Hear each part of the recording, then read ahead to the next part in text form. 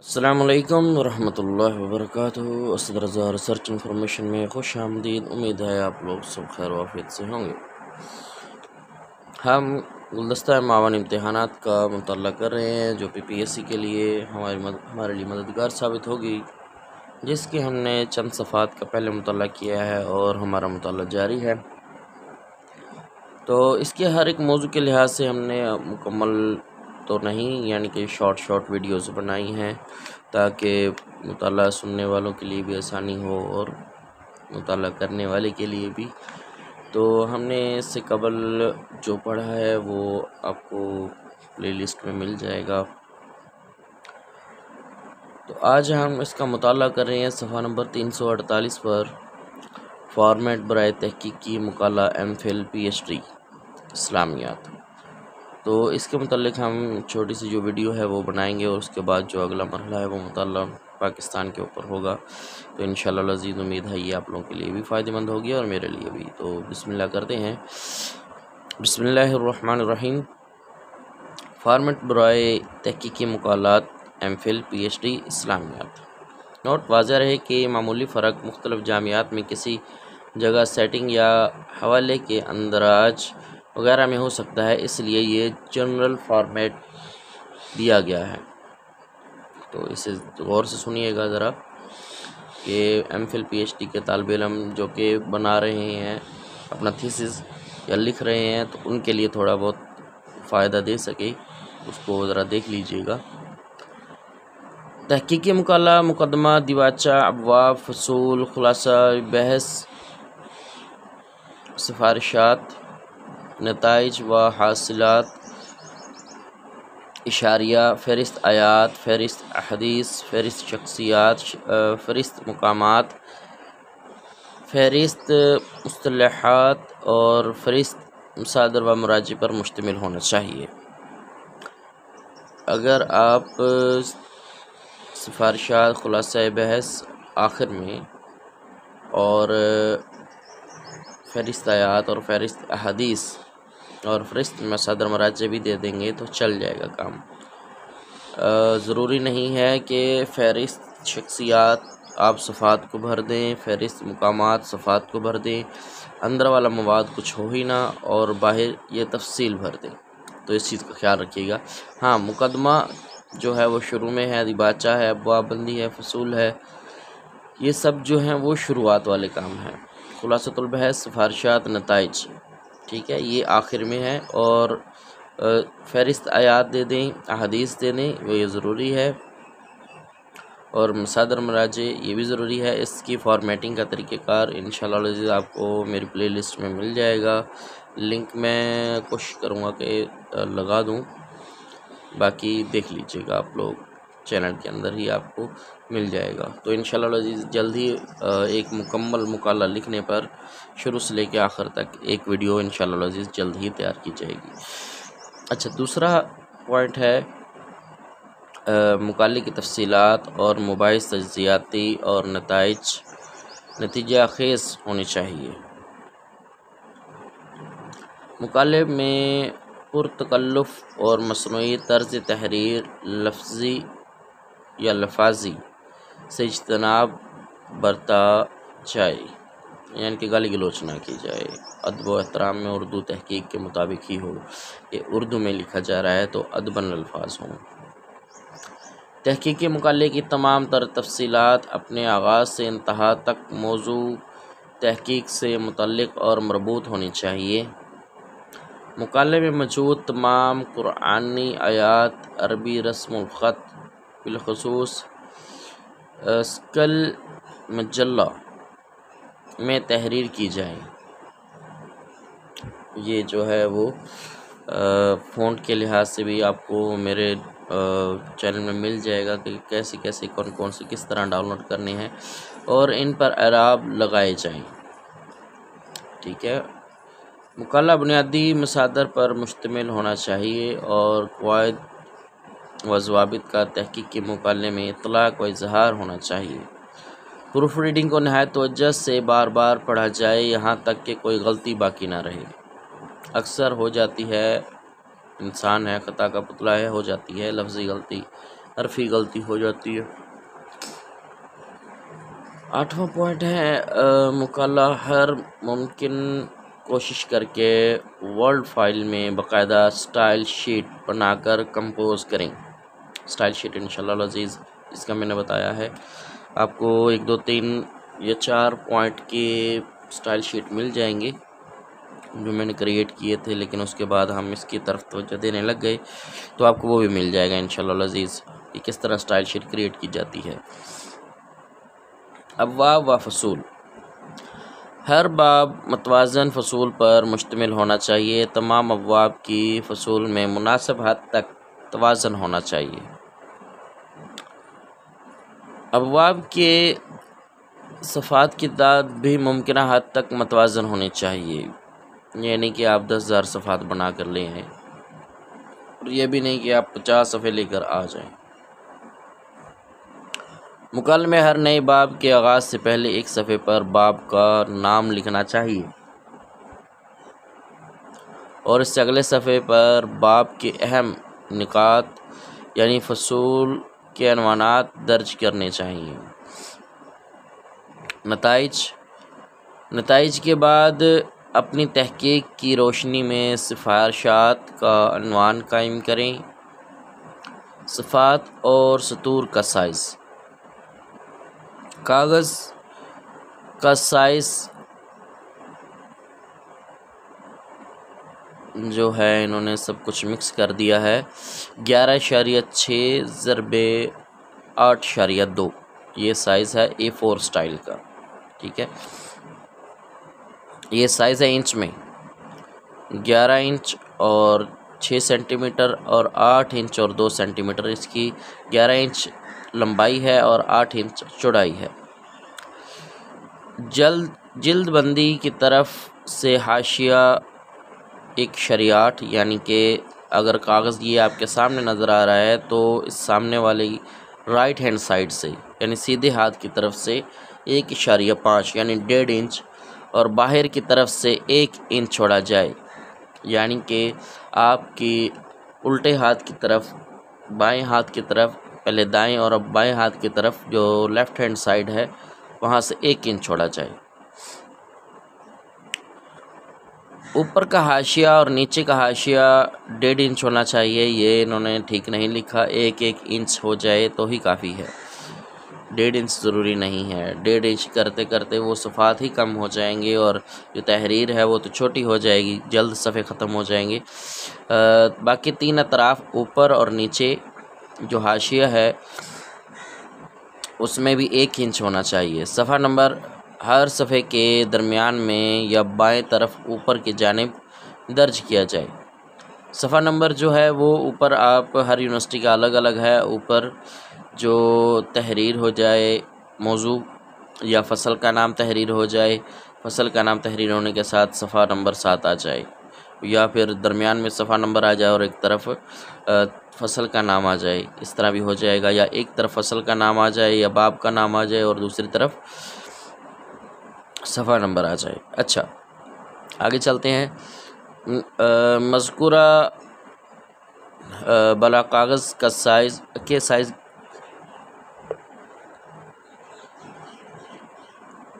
اور حواشی کی تفصیلات کی روشنی میں حد الوسیع کوشش کی جائے کہ فی صفحہ سطور کی تعداد بشمول حوالہ جات و حواشی 27 تا 30 رہے۔ اگر 1.5 انچ کریں گے تو 27 تا 30 پوری نہیں آئیں گی، بامشکل 20 ہو جائیں گی۔ تحریر کا سائز، مقالات M Phil P H D متن فونٹ 16 یا 15 انچ ہونا چاہیے، یہ عام تحریر میں ہے، ہر ایک یونیورسٹی کا الگ الگ ہے تو آپ 15 یا 16 رکھ سکتے ہیں۔ حاشیہ یعنی حوالہ جات فونٹ 14 یا 12 انچ ہونا چاہیے، 13 بھی ہو جائے تو کوئی حرج نہیں ہے۔ تو کیونکہ حوالہ جات جو ہے وہ نظر آ جاتے ہیں، ضروری نہیں کہ انہیں بڑا بڑا کر کے لکھا جائے اور مکمل صفحہ ہی بھر دیا جائے، تو اس چیز کا بھی خیال رکھیں۔ دوسرا ہے عنوانات، ابواب فونٹ 24، فصول فونٹ 22، ذیلی عنوانات فونٹ 20 اور اگر میں کچھ بتاؤں تو ابواب بندی کا جو فونٹ سائز ہے وہ آپ رکھ لیں 26، اور جو فصول کا ہے وہ بھی 26 رکھ لیں، کیونکہ سیم ایک جیسے ہونے سے کوئی حرج نہیں ہوتا۔ اور ذیلی عنوانات جو ہیں وہ فونٹ سائز 22 سے سٹارٹ کر لیں، ٹھیک ہے؟ 22 جو ہے یا 20 بھی ٹھیک ہے، یہ نہیں کہ نہیں ٹھیک، 20 بھی ٹھیک ہے اور 22 بھی ٹھیک ہے، دونوں ساتھ ساتھ شامل کر لیں، کوئی حرج نہیں ہے۔ اس کے بعد جو مزید ذیلی عنوانات ہیں اسے آپ 18 کر لیں یا 20 کر لیں، یعنی کہ 2 کا فرق آ جائے یا 1 کا فرق آ جائے تو چل جائے گا۔ الگ الگ ہونے سے اس کے یعنی کہ آپ کو ابواب بندی میں جو آپ ٹیبل آف کانٹیکٹ بنائیں گے آسانی ہو جائے گی۔ سطور کا درمیانی فاصلہ متن 21.8 پی ٹی، حاشیہ 18.8 پی ٹی، ذیلی عنوانات 28 پی ٹی ہونا چاہیے۔ حالانکہ لفظ انہوں نے سطور کا درمیانی فاصلہ، یعنی جو آپ کی لائنیں ہیں ان کا درمیانی فاصلہ انہوں نے بہت زیادہ شاید بتا دیا ہے، اور سنگل لائن گیپ کہتے ہیں انہیں، جو لائنوں کا گیپ ہوتا ہے وہ سنگل لائن گیپ ہوتا ہے۔ اور یہ 28 پی ٹی، حاشیہ 18 پی ٹی اور ذیلی عنوانات 28 پی ٹی، یہ میں آپ کو پریکٹیکل کر کے دکھاؤں گا کہ کون کتنا اور کس طرح ہوگا، وہ آپ لوگوں نے انشاءاللہ العزیز ویڈیو دیکھنی ہے۔ میری کوشش ہوگی کہ اب میں ایک دفعہ وہی کریٹ کر لوں۔ پہلے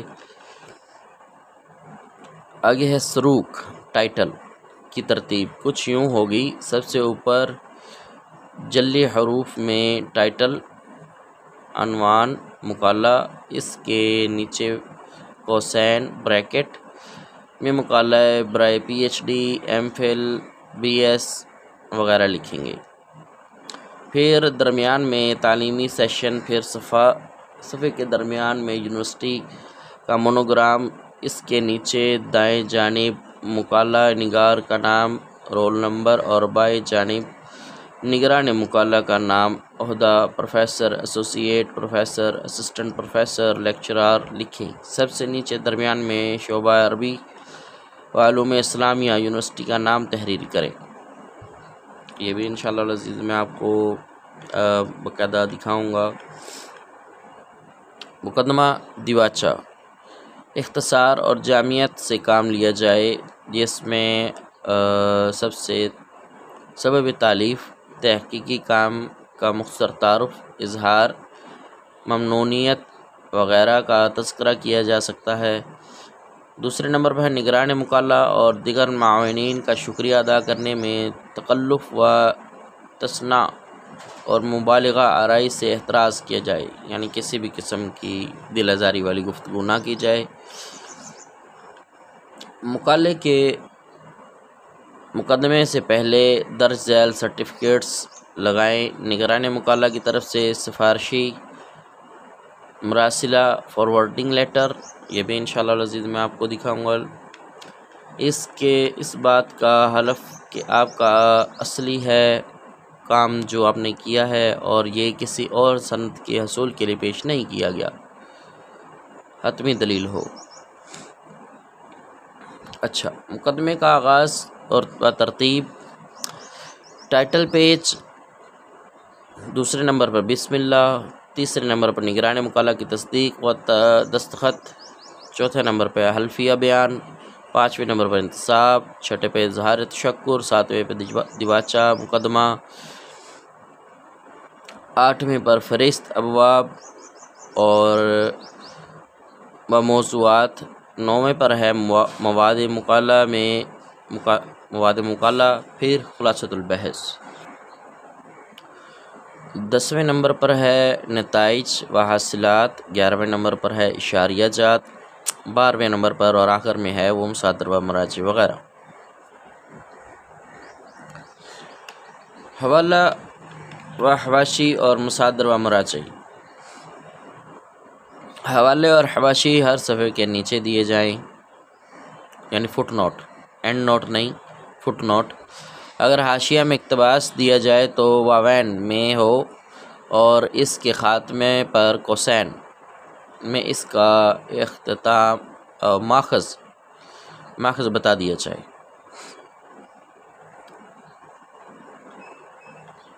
متن میں کسی ابہام کی وضاحت صفحے کے نیچے حاشیے میں کی جائے۔ پہلی بار چوتھا پوائنٹ ہے، پہلی بار کسی کتاب کا حوالہ دیتے وقت کتاب کی مکمل تفصیل، مصنف کا مشہور نام، اصل نام، کتاب کا نام، ناشر، مکتبہ، سنِ اشاعت، جلد نمبر، صفحہ نمبر درج کیا جائے۔ پانچواں ہے، اگر کسی کتاب کا دوبارہ حوالہ دینا ہو تو پھر مصنف کا مشہور نام، کتاب کا نام، جلد و صفحہ درج کر دیں۔ اگر مکمل حوالہ دوبارہ ساتھ ہی پہلے جیسا ہو تو اذن لکھ دیں۔ اگر ایک ہی عبارت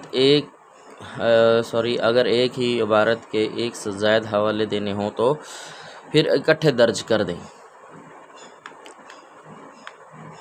ساتواں ہے، آیت قرآنی کا حوالہ دینے کے لیے سورت کا نام لکھیں، پھر قوسین میں سورت نمبر درج کریں، پھر 2 نقطے لگا کر آیت نمبر لکھ دیں، مثلا البقرہ 2=2، یعنی سورت نمبر 2 اور آیت نمبر 2، ٹھیک ہے۔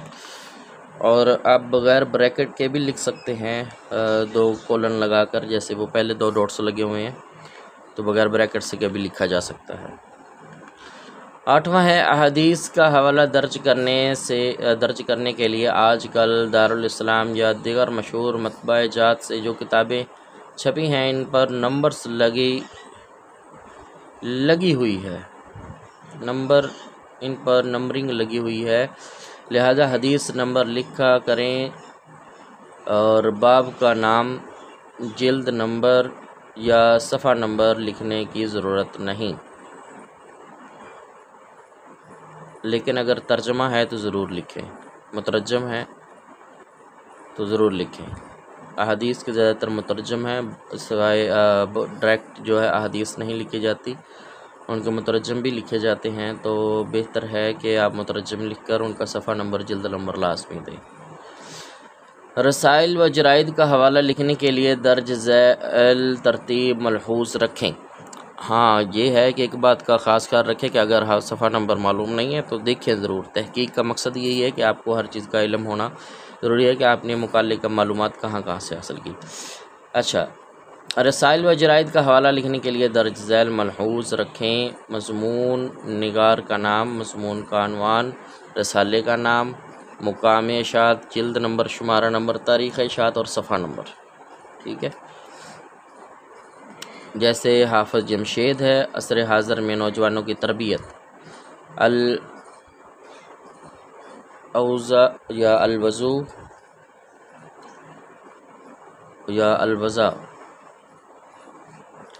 اور لاہور سے ہوا ہے، جلد نمبر 28 ہے، شمارہ نمبر 39، جون 2008، صفحہ نمبر 20۔ اور یہ جو صفحہ نمبر آگے دیا گیا ہے، یہ یاد رکھیے گا کہ شمارہ جو ہے وہ 6 ماہی، 3 ماہ اور 1 سال بعد جو شائع ہوتے ہیں، یہ ایک مکمل کتابچے کی شکل میں ہوتا ہے۔ جو ہم لوگ آرٹیکلز ڈاؤن لوڈ کرتے ہیں، جیسے یہ لکھا ہوا ہے، تو یہ آرٹیکل جو ہے وہ صرف اور صرف ایک حصہ ہوتا ہے، یاد رہے، مکمل کتابچہ جو ہے وہ الگ ہی ہوتا ہے۔ اس میں جتنے بھی اس 6 ماہ کے رسائل جو ہیں، جو مقالہ جات کے جو حصے ہیں، مضمون، تو وہ سب کو شامل کیا جاتا ہے جو 6 ماہ بعد شامل ہوتا ہے، ٹھیک ہے۔ اور اس میں مکمل آپ کو جلد بھی مل جاتی ہے، وہ آپ خرید بھی سکتے ہیں، ٹھیک ہے۔ یہ چیزیں جو ہے وہ آپ کو علم ہونا ضروری ہے۔ 10ویں نمبر پہ ہے، مخطوطے کا مصدر اس طرح نقل کیا جائے کہ مصنف مخطوطے کا نام، پھر وہ جہاں موجود ہے، پھر کیٹلاگ نمبر، ٹھیک ہے۔ مثلا ابن حجر، فراح الاسر عن قضاة المصر، مخطوط دارالکتب مصریہ نمبر 105۔ مخطوطے ویسے کم ہی لوگ استعمال کرتے ہیں۔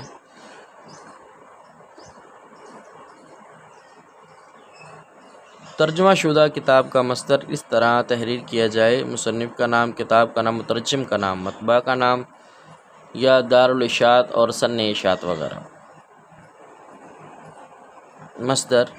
مصادر و مراجع میں یوں حوالہ مکمل دیا جاتا ہے: پہلے مؤلف کا مشہور نام، پھر تاریخ وفات اگر ہے تو، پھر مؤلف کا پورا نام، پھر کتاب کا پورا نام، پھر محقق یا مترجم کا نام اگر ہے تو، پھر ایڈیشن اگر ہے تو، پھر مطبع اور شہر، سن اشاعت وغیرہ۔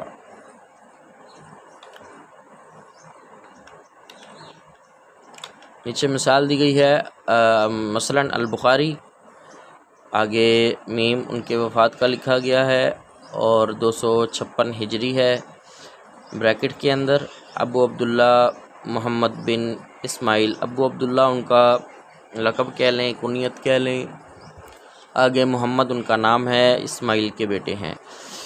الاداء المفرد کتاب کا نام آ گیا۔ تحقیق محمد فؤاد عبدالباقی، جنہوں نے مطلب اس میں مزید تحقیق کی ہے یا اس میں کچھ لکھا ہے یا ان میں کچھ تبدیلی کی ہے یا ترجمہ کیا ہے، اس طریقہ کار سے کچھ بھی الفاظوں کا استعمال کیا ہے۔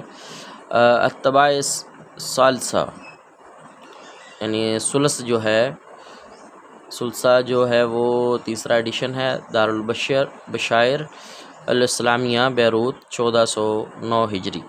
یہ ہجری تاریخ آ گئی ہے، یاد رہے عیسوی تاریخ بھی آ سکتی ہے۔ ویب سائٹ میں دیے گئے مقالات کا حوالہ دینے کے لیے مصنف کا نام، مقالے کا نام، استفادہ کی تاریخ اور سائٹ کا مکمل نام تحریر کریں۔ واضح رہے کہ سائٹ کا نام نئی سطر میں تحریر کیا جائے گا، مثلا Hafiz Jamshed Akhtar, role of media in Pakistan, retrieved January 30، 2019 from http://www.kitabussunnah.com HTML۔ جلد بندی، جلد کے صدر صفحے پر تمام چیزوں کا اندراج اسی ترتیب سے ہوگا جو سروق میں دی گئی ہیں۔ پی ایچ ڈی کے مقالے کی جلد کا رنگ سیاہ ہوگا، یہ انہوں نے ڈی جی خان یونیورسٹی کا ہی بتایا ہے، پی ایچ ڈی کا، حالانکہ یہاں پر جو ہے وہ ایم اے کا بلیک کلر کا ہوتا ہے جو اسلامیہ یونیورسٹی کا ہے، اور جو گرین کلر ہے وہ پی ایچ ڈی کا ہے، یا ریڈ کلر جو ہے وہ پی ایچ ڈی کا ہے، اور گرین کلر جو ہے وہ ایم فل کے لیے استعمال کرتے ہیں۔ آگے پڑھتے ہیں۔ ایم فل کے مقالے کے لیے مقالات کی جلد کا رنگ سبز یا براؤن ہوگا۔